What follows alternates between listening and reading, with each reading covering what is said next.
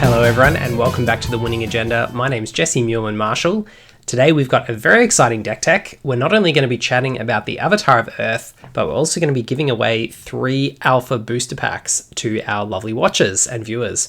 So stay tuned, I'll explain in a moment how you can win one of these booster packs. Thanks to Erik's Curiosa, I should mention thank you very much to Erik's Curiosa for sending us these and for helping to run this promotion to support our viewers and give you the chance to win some cards to start off your journey on constructing one of these decks that we have done a deck tech on the channel.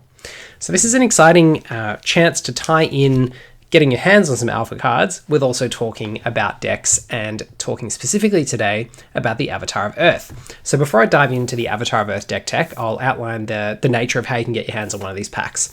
So what you need to do is you will have seen on the channel that we've done a Battlemage deck tech, a Deathspeaker deck tech, and then today an Avatar of Earth deck tech. You need to comment on this video and either say Battlemage, Avatar of Earth, or Deathspeaker, so you need to choose one. And then what I'm going to do in a few days' time, I'll post the closing time in a pinned comment on this video, by which you need to have commented on this video. And anyone who's subscribed to the channel who comments will go into the running to win one of these packs. Then I'm going to make a subsequent video where we're going to open the packs, and the deck, I'm going to have the 3 deck lists up that I've done the deck tech on. And the deck for each pack that has the most cards in the pack that go into that deck, the people who've guessed that deck in their comment will be in the running to win that whole booster pack. So for example, if you write Deathspeaker in your comment and I open this pack and it has the most cards out of the 3 different decks from the Deathspeaker deck, then one of the people who's chosen Deathspeaker will get the entire contents of the pack. And that will mean that you will hopefully have a few cards that will go towards helping you to construct that deck. So what I recommend is that in your comment, you choose the deck that you would most like to play, because then if you are lucky enough to win one of the packs, and I'll send it out to you, you will have hopefully a head start on putting that deck together. Once again, thanks to Erik's Curiosa for sending those cards down and helping to run this promotion. Let's move over and have a look at the deck list. So this is the list that we're going to be doing our deck tech on today. It's an Avatar of Earth deck. So let's start off with the Avatar of Earth themselves. So I've got the Avatar of Earth, and she has 20 life and 1 power. It's got the ability tap, play, or draw a site, and you have +1 power for each nearby Earth site. So what that means is that the Avatar of Earth might only have 1 printed power, but her power is actually enhanced by +1 for each nearby Earth site. So remembering that nearby includes the locations north, south, east, west, and also on the diagonals. So it's all of those 8 surrounding squares plus the one that your Avatar of Earth is on. So it includes essentially a block of 9. So there's the potential that if those are all Earth sites, that you could have an Avatar of Earth that has 10 power. And having an avatar that has 10 power, I mean, we've seen in the deck tech and the Battlemage gameplay that I've posted how much of a difference it can make to have an avatar that's got 3 power. So imagine how good it could be if you have an avatar that has 10 power. You know, it's difficult to remove from the board. It's a threat that's threatening heaps of damage, and your opponent really has to pay attention to that. So the Avatar of Earth intrinsically has this ability to present a late game threat, and certainly in the middle of the game, be threatening to attack for 4, 5, 6 damage pretty consistently. So that's the Avatar itself. And what the deck basically does is bring together the best of the Earth minions. So one of Earth's great strengths in the alpha set is that it has a range of affordable, low-cost 5-power minions.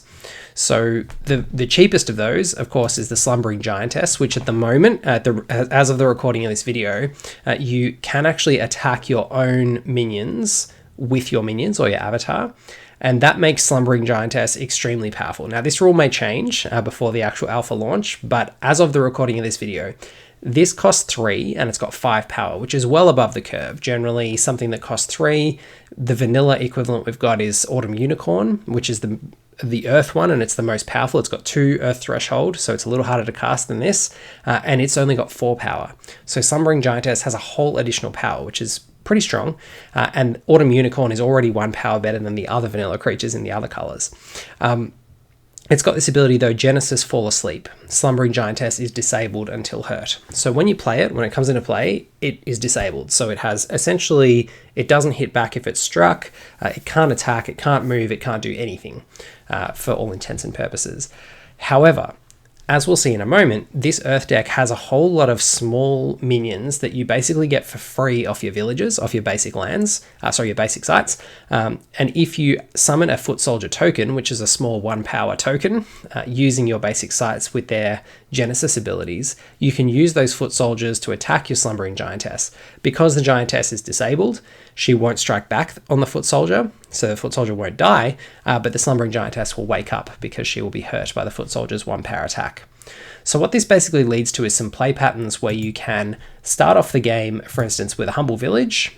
On Genesis, you pay 1 mana, which you get from playing the village on turn 1, to summon a Foot Soldier token. The Foot Soldier token has 1 power and it's sitting there. On turn 2, you can play a Dark Tower, which is a site that has Genesis. If it's the only Dark Tower you control, you gain an additional mana this turn. So you've gone from 1 mana from your village to 3 mana because you've got the mana from the tower plus the mana from the Genesis ability. You can use that 3 mana to play a Slumbering Giantess on turn 2. Then you can attack it with the Foot Soldier that you got on turn 1, and all of a sudden you've got yourself a 1-power minion, the Foot Soldier, and a 5-power minion sitting there on turn 2. 6 power on turn 2 is extremely strong. So that's what this deck is trying to do in the early game. Leverage your ability to get out Foot Soldiers off your villages. So we're playing 10 villages, 4 Humble, 3 Rustic, and 3 Simple. They all have the same text because they're the basic sites. Then we've got 1 of each of the air sites just for a bit of acceleration, but also for some air threshold, which we'll come to as well in a minute with some of the other air splashes. We've got 3 windmills to also assist with the air splash. That's the air earth dual land. Dual site, I should say. We've got 2 Holy Ground, which is a good way to defend against aggro decks. Because we're playing a bit more of a mid-range strategy, it's an earth site that says Genesis, each nearby avatar heals 3 life, which, you know, a 3 life swing your way can be quite important against those aggro decks. We've then got Pillar of Xeros, which is a unique site that has Genesis, banish all dead minions, and you heal 1 life for each, which is another good hoser against the Deathspeaker decks, like the one that we previewed in the last deck tech. So that covers off on the sites and gives you a taste of what we're planning to do in terms of developing the board. And as I said, using those villagers to summon Foot Soldiers on turn 1 is the idea. You've got 10 villagers, so that's going to be 50% of the sites you draw, which means you're almost certain to have one in your opening hand given the mulligan rules. So you can pretty consistently rely on having village turn 1, and then we're looking to hopefully follow that up with tower turn 2 into a 3-drop. And if not, we can follow it up with another site and then play a Frontier Settlers as our 2-drop, for example. This has the ability tap, reveal the topmost site of your Atlas, so that's your site deck. Play it adjacent to Frontier Settlers if able, and they move there. They lose this ability. So it's a 2-cost 1-power minion with 2 Earth Threshold that allows you to basically get an additional site into play. So on turn 3, you can use both this and your Avatar's ability to put a site into play, meaning that on turn 3, you're up to 4 mana, basically. So that's just another little accelerant, which can come down on turn 2. We've then got just a bunch of basically beefy minions and a bit of card advantage from the Queen of Midland, which we'll come to at the end. So the Shield Maidens assist to defend our minions. So it's a 3-cost 2-power that says nearby allies take 1 less damage. This is crucial against specifically the card Poison Nova, which does 1 lethal damage to everything nearby. It's a sort of one of the most common mass removal spells.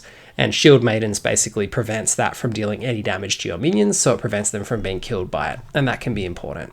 It also defends your minions from other sort of direct damage spells a little bit and makes it harder for them to be killed. Crown Prince is just a good card advantage value engine. It costs 3, it's a 3 for 3, but it's got a Deathrite ability, so when it dies, if you control another mortal, return Crown Prince to its owner's hand. So if it dies and you've got another mortal in play, which includes the Foot Soldiers, because they're mortals, then the Crown Prince will actually go back to your hand. So it's an efficient attacker, but also a source of card advantage over the course of the game, hopefully. We've then got some more mortals in the 4-drop slot, and they're more 5-power minions. So it's these 4-cost 5-power, 3-cost 5-power minions that we're hoping to leverage into a quick kill on our opponent and hopefully outclassing the minions that they're putting on the board. Dalcian flanks can only move themselves forward, but in this deck, that's pretty much what we want our minions to be doing, so that's all good. Royal Bodyguard is a 4 for 4, so it's got a little bit less power than the Delscian Phalanx, but it's got this flexible ability where if it's nearby to an avatar or royalty, so a king, queen, prince, or princess, we've already seen the Crown Prince, and we've also got the Queen of Midland in the deck too. So if this is nearby to them and they would take damage, or to nearby to your avatar, the Royal Bodyguard may take that damage instead. So it makes it a little bit harder for them to remove your Queen of Midland and a little bit harder for them to finish your avatar, and can conceivably give you an extra turn when you're at death's door, even in situations where your opponent might have the direct damage spell to finish you off. Dapper Vampire is a good one that lets us stay alive. We talked about it in the some of the Battlemage games that we played, how frustrating this is for aggro decks to have to come up against what is effectively a lifelinker for people coming from Magic the Gathering background. It's a 5-cost 4-power airborne minion, and its strikes actually heal you. So when it hits not a sight, but when it hits a minion or an avatar, you actually regain life equal to the damage that it deals. You can't go over your starting life, so we can't go over 20 in this deck, but the ability to go toe-to-toe with aggro decks in sort of that turn 5, 6, 7 and actually be regaining some life can be very, very important. Atlas Wanderers is another 5-power minion. This one actually costs 5 and it's got 3 Earth Threshold, so it's a little more difficult to cast, but since we're playing so many Earth sites, we should be able to meet that 3 Earth Threshold by the time we're on 5 mana. And it says, Genesis, this site and an adjacent site change places, carrying along everything of normal size. And what that can do is it can allow you to create some different configurations for your Avatar of Earth to optimize its strength. So it can effectively bring one of your opponent's sites into a cluster of your sites, which means your Avatar of Earth can strike that site that's now a bit out of position and be actually higher power, because the nearby sites on the row behind will be Earth sites, they're yours, rather than you having to move off your front row of Earth sites into some non-Earth sites, which makes your Avatar of Earth a little bit weaker. So it basically gives you a place that you can attack that gets tucked back into your front row of Earth sites. And that ability to reposition things on the board is just very powerful and makes Atlas Wanderers definitely worth playing as a 5 for 5. The last minion in the deck is Queen of Midlands, so she's a 5 cost 1 power, so very expensive, not a lot of strength, but she has a pretty strong ability. After an opponent draws a card, if they have more cards in hand than you, you may draw a card. So immediately, as soon as if you play her and she's your last card in hand, when it goes over to their turn, if they draw, they're going to have more than you because you've got 0, so you automatically get to draw a card. So she is very difficult for your opponent to prevent you from getting 1 card back from if she's the last card that you play. It's basically impossible at this point for them to prevent you having her replace herself, but then she can also get a bit out of hand, particularly if you're playing against an opposing deck that is trying to sandbag a few more cards in hand. She can be a good way to combat that and present a must deal with threat, otherwise you can get some very significant advantage from her. So that's the end of the minions. I'll mention just quickly, we have got 1 Philosopher's Stone in the relic slot, and then we've got the True Sight Crossbow, giving the bearer ranged. Can be important later because you can chuck this on your Avatar of Earth and finish them off with range, or you can put it on your larger minions if their avatar tries to hide on like a Gnome Hollows or a Root Spider or something like that. Just the ability to have range can sometimes break up some annoying configurations that defensive decks might present. So the last section of the deck is the magics. And these are designed to do a few things. One is to help our minions, which have a lot of power and are quite strong, to be more mobile. And the other is to obviously have a bit of removal to deal with our opponent's threats. So the mobility spells mostly come from the Air Splash. We've got Grapple Shot, which not only gives us mobility, but also the threat of any of our 5-power minions actually doing 10 on 1 turn. Because what you can do with Grapple Shot, which says an ally shoots a projectile, if it hits a unit, the ally is dragged to that location and may strike the hit unit. This doesn't actually tap your ally, so you can grapple in even your Avatar of Earth, for example, and it'll shoot a projectile, it'll hit the first thing that it interacts with, the first enemy, drag you to that location, and you'll strike whatever the unit is that you hit. It'll actually hit allies too, so you have to be careful of that, but if you line it up properly, which you will, then you're going to hit an enemy. You're going to be dragged over to the enemy, you're going to get a free strike. That doesn't actually tap your unit. You can then tap to attack as well. So Grapple Shot is a very popular card in the metagame for that reason. It basically lets you get 2 attacks and some mobility out of whatever your best minion or avatar is on the board on that turn. So you can potentially get your Avatar of Earth across the board and hit the opposing avatar if there's nothing in the way, or you can get one of your large 5-power minions like a Giantess, a Phalanx, or an Atlas Wanderer across to their avatar and then tap to attack them as well, which is threatening 10 damage. So Grapple Shot, great mobility and great additional damage as well for just 3 mana. Blink is the other mobility spell that we splash in from air. It says 2 cost, an ally teleports to a location it's nearby, draw a card.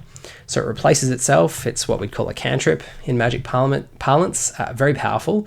And it also lets you teleport to any location nearby. So that's, again, the diagonals as well as the cardinal directions. Very powerful mobility spell, and one that lets us get some attacks in when our opponent might not be expecting it. We've then got 1 Divine Healing, which just helps to deal with some of those aggro rush decks if we happen to draw it. We've got an Overpower, which is an ordinary, so we can tutor it up with Common Sense, which is an ordinary tutor, and it says give an ally +2 power this turn. That can sometimes just be the difference between keeping an ally alive and not, but also between putting your opponent to death's door and not on a crucial turn. As I mentioned, Common Sense is a tutor that lets you search for an ordinary card from your spellbook, and we've got a few ordinary cards there, both the Overpower, the Blink, Lightning Bolt, which is a 3 damage to a random unit at target location, good for finishing off an avatar who's at death's door, but also removing any kind of pesky threats. And we've got the Grapple Shots and Dispel, which is another ordinary card. Destroy all auras and artifacts at target location up to 2 steps away. Important against Enchantress decks, important against Deathspeaker decks that are trying to sandbag a bunch of relics on their home site. Dispel can help you deal with that. And then the last, or not even the last, we've got even more options in our Common Sense toolbox. We've got Bury, which is burrow target minion or artifact. So as long as they're on a non-water site, so a land site, you can bury them or burrow them, which means that if they don't have burrowing, they die. So it's basically a 3-cost removal spell that can also sometimes deal with pesky artifacts as well. This is actually the last ordinary, which we can tutor for with Common Sense, and this is Border Militia. So sometimes we just want a bunch of little small minions in the mid-game. This lets us summon a Foot Soldier token, which is a 1-power token, to each site we control that borders an enemy site, which is generally going to be 5 to 6 in the mid-game, depending on how the site placement has gone. Sometimes it'll be 4, it'll be just straight across the middle. 5 straight across the middle, but sometimes it'll be even more if your opponent has tried to not played a side every turn and you've managed to get around one of the sides of them, then you can sometimes get more than 5. Sometimes it'll be fewer than 5 because you'll only have sort of 3 sites lined up across the middle at the time that you want to play this, but 3 or 4. But in general, you're looking at sort of 5, sometimes 6, 7 in the mid to late game from Border Militia, which can be really helpful for presenting multiple threats once your opponent is low on life, and sometimes getting a bunch of blockers as well onto crucial sites if the game hasn't gone quite to plan. Gigantism is just a great way to surprise your opponent with an additional large amount of damage. So for 4 mana, we're presenting an additional 6 power. And if your opponent has let one of your large units live, what you can do is something like, Gigantism into Grapple Shot, for example, is lethal, even if your opponent's at 20. Gigantism on any of our 5-power minions is 11 damage out of, you're seemingly nowhere. Your opponent might think, the most they can do to me with a 5-power minion is 10, because they could, Grapple Shot and then hit me, and then all of a sudden you play Gigantism and hit them for 11. That might be just enough to get them to death's door unexpectedly. So Gigantism is just a good way to break up the maths and present a slightly different threat as well. Earthquake is our last removal spell and our last magic. It is a 5-cost 2 Earth Threshold card. It's an elite magic, and it says rearrange sites within a 2x2 region, carrying along everything of normal size, then burrow all minions and artifacts on those sites if able. So all minions without burrowing die, which is most minions in the game, so long as the site they're on is not a water site. And you also get to do that rearrange, which, as I mentioned with Atlas Wanderers, is particularly helpful for the Avatar of Earth deck, because you can change the configuration of how many Earth sites are nearby a particular site you want to attack, and that can mean that your Avatar of Earth is more powerful when you make that attack. In the sideboard, we've got a Holy Ground, number 3, for the aggro decks. We've got 2 more Divine Healings, again for the aggro decks, and 3 Root Spiders also to come in against aggro. They're the ones that, while they're burrowed under a site, minions directly above them are disabled, so you can burrow them under your home site, and whilst you're developing your board, your opponent can't attack you there. Tragedy Worrywart is one for against the magic damage based decks. There are some decks that basically don't really play any minion damage at all. Like, their intention is not to kill you with minion damage. They might play a few utility minions, but really they're just trying to play Craterizers and Major Explosions and things like that, much like the Deathspeaker deck tech, which we did. This minion says units nearby take no damage from magic spells, which means you can play it on your site where your avatar is, and it's very difficult for your opponent to burn you out or to burn the Tragedy Worrywart. They have to actually come across and kill it with some other ability or with a minion. Then we've got 1 more Dapperal Vampire to make up our 3 in the sideboard. Again, we'll bring that in against the aggro decks. And then we've got a King of the Realm for sort of the mirror match, really. Lets us control all mortals, so we can take all of their villagers, all their foot soldiers, and all of their other mortal minions like Dulcian Phalanx, and it gives our mortals +1 power as well. So it's both a buff to our mortals, and it lets us take control of all their mortals. So King of the Realm comes in against the other mid-range decks. So that brings us to the end of the deck tech. As I said at the start, I'm very excited to be running this opportunity and for you to get your hands on some alpha packs. Do leave a comment on the video, either Avatar of Earth, if this is the deck that you want to build, Deathspeaker, if you're keen to put together the Deathspeaker deck, or Battlemage, if you want to go for the aggro Battlemage deck. And I'll be opening these 3 packs in a few days' time. Each one, I'll be counting up how many cards from each of these decks is in the pack, and the deck that has the most cards in it, in that pack, somebody who selected that deck is going to win that pack. And we're going to do that for each of the 3 packs. Then I'm going to give you the opportunity, if you're a subscriber, to get in touch with me, and I'll post them out to you. So I hope you enjoy. I hope you've enjoyed the deck tech today, and do get involved. Do leave a comment. Do give yourself an opportunity to win one of the packs. And thanks again to Erik's Curiosa.